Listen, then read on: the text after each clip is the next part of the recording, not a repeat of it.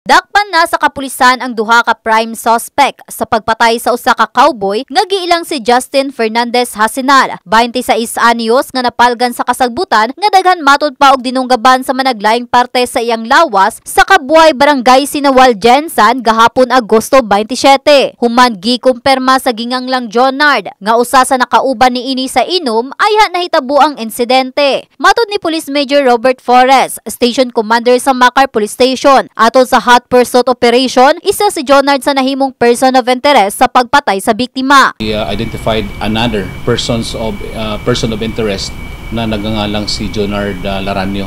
So kahapon na nakuha sila ng anti-operatiba, sinamahan ito ng kanyang may bahay. At kagabi nagkaroon tayo ng tactical interrogation kay Jonard and interview sa kanyang may bahay. So at the onset of the interrogation with Jonard, medyo uncooperative siya and makikita naman sa kanyang mga sinasabi na para meron siyang tinatago. Dili pa aminado si Jonard sa nahitabo apan tungod sa ilang intensive interrogation. Iyahang gisaysay ang nahitabo hinungdan sa pagkatumbok sa pangalan sa mga suspetsado nga giilang si Daniel James Mahaling ug Bukol Cortez. Very spontaneous na yung kanyang narration.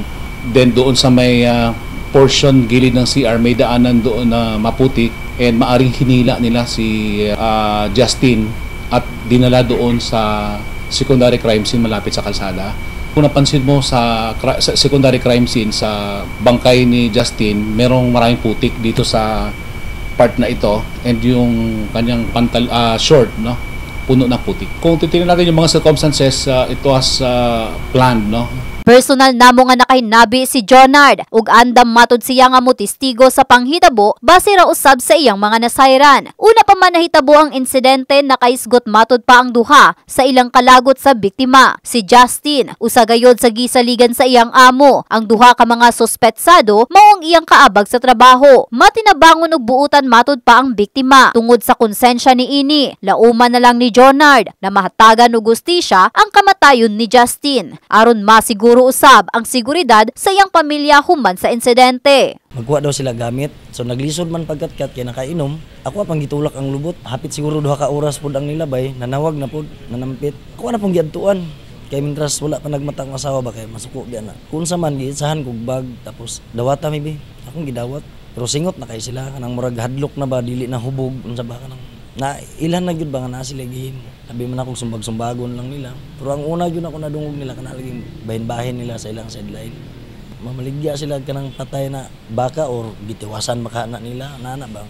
Nya kapoy daw sila sila sugo-sugo nya sa halin na murag wala sila ginatagaan siguro ana ba. Kapoy mga adlaw ma'am nga nagkurog gyud na ma'am kana si Faisal.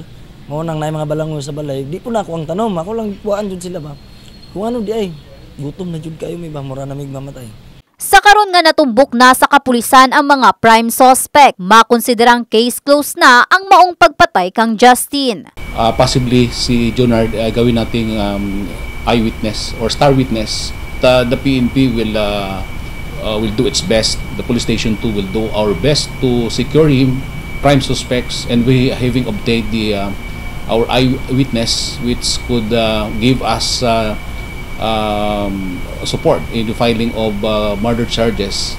So talagang makuha natin ito. Consider natin to na good as solved yung kasong pagpatay kay Justin. In the heart of changing lives, kini si Brigada Russell Jean Mantile sa Brigada News Jensan, Brigada News.